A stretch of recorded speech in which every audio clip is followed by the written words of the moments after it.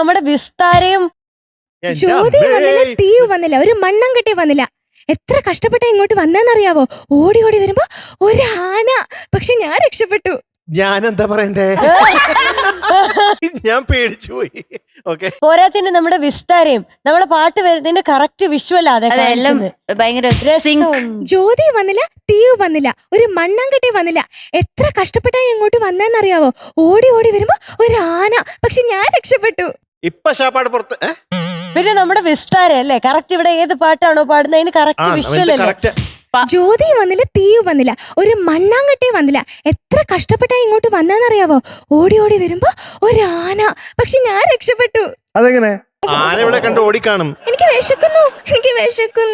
കൊരങ്ങാ, കോഴിന്റെ മണം. അത് പുറത്തവിടെ കോഴി ഓടി കിടക്കുന്നുണ്ട്.